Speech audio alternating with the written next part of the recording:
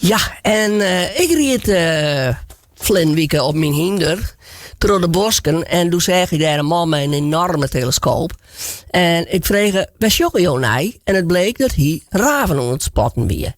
En hij is dus vogelspotter en hij is nu bij u in de studio. Welkom Gerrit Kratje. Dank u wel. Ja, hey, speciaal even hoe de raven, want we wisten hoe heel volle vogels wisten hoe zo te vertellen. Maar we moeten het goed even houden de raaf. Want ja, die is toch wel bijzonder, had ik van die begrepen, hè? Ja.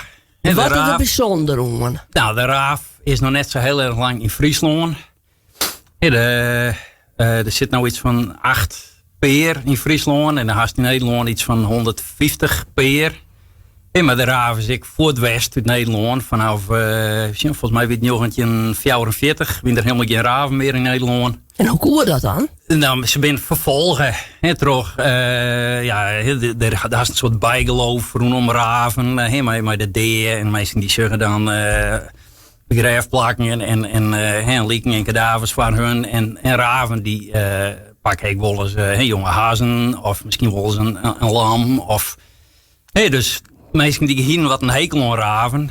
En die ben dus vervolgen behoorlijk. En wat ik zei in 1944, toen, dat was de laatste raaf die tot nest zit volgens mij in Nederland. En daarna weer de raven voort. En toen ben ze in eind jaren 60 ben ze weer herintroduceerd. En dat had ze op een Veluwe, had ze dat ding, had ze een hele grote kooi met raven erin, met breedperen. En die jongen die ben als het ware uitwend. En dus op een Veluwe, de hier stien volgens mij in 1976 werd het eerste breedpeer raven. En in wezen, en ze hebben volgens mij wel iets meer van 200 raven uitzet of in de Nederland hellen. En de raaf is eigenlijk vanuit dat plaks is, maar ben ze Nederland langzaam weer rond het koloniseren gingen. Ja, en hoe herkent je nou een raaf? Nou, een raaf is dus een kraaiachtige. Dus dat is familie van de zwarte krieën en de roek. De meeste mensen denk ik wel kou.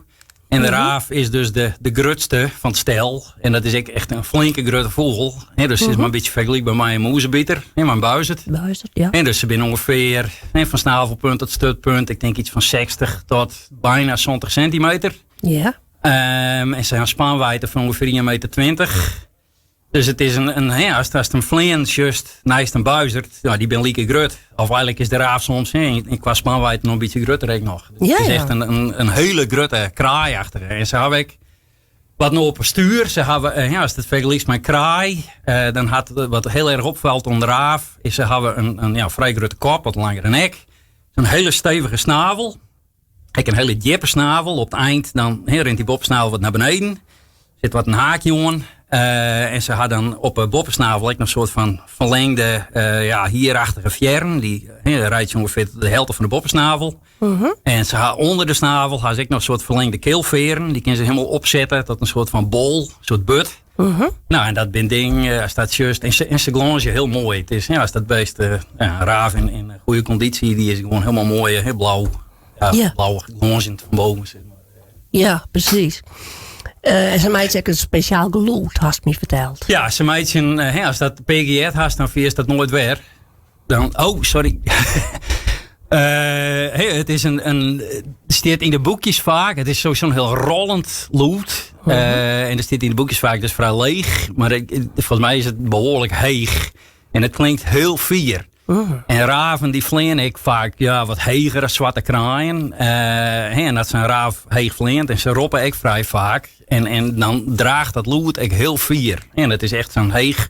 Zeg maar, ik kan het moeilijk nadoen. Maar het is een rollend lood. En ze ken ik verschillende loodmaatjes. Raven kan ik heel goed dingen imiteren. Soms wel beter als papegaaien. Oh?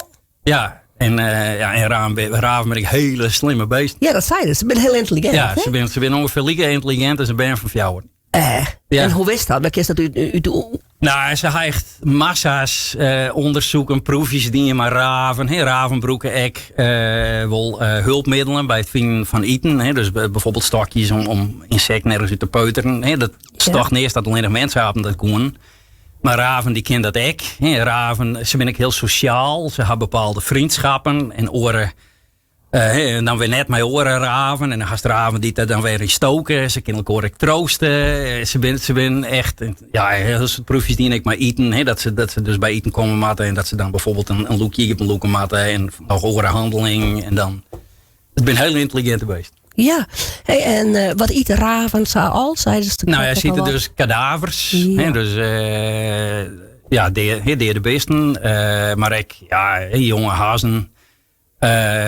Ziet ik wel bessen, wat plantaardig spul. Maar het is toch vooral een hoop eiwitrijk voedsel. Dus een hoop vlees is maar.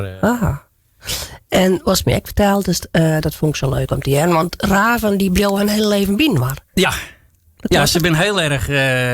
Ze hebben een hele sterke band. En ze zijn dus ook, dat als de raven breeden al heel betekend seizoen. En dus dat begint al in februari. Het is een beetje eind februari, begin maart. Er zit wel wat verschil in. Er is beteden en wat lettere raven. Maar de eerste raven die zit ik denk al 20 februari op aan. En daarvoor had dan de bals, 's winters eigenlijk. En dan had dus Mansje en het Wiefke. En die vleenden te jaren op. En die buitelen om elkaar heen. En ze vleenden synchroon. En ze roppen naar elkaar. Om de band dan weer rond te helpen. Dus ze zijn gewoon heel erg trouw met elkaar.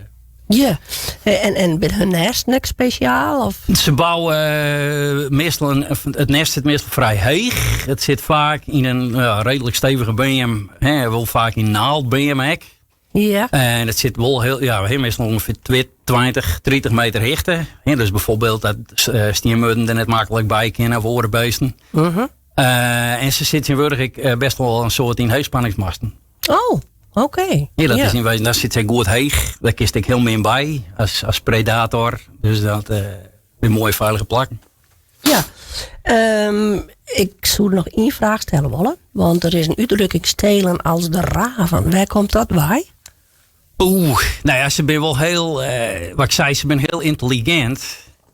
Ik heb een keer een filmpje zien van een man een beheerder, die ging een kooi met een paar raven erin. En daar zit een door en dan is er een slot, mijn sleutel. En die man die ging erin en die vergeet de sleutel. En een van die raven die sleutel vond, die pakte hem uit het slot. En die hier hem ergens verstopt. En echt zei van, nou ja, dan kist hem lekker net vinden. En op een gegeven moment toen, die man dus die ziekje, en die denkt wel, die vreet sleutel.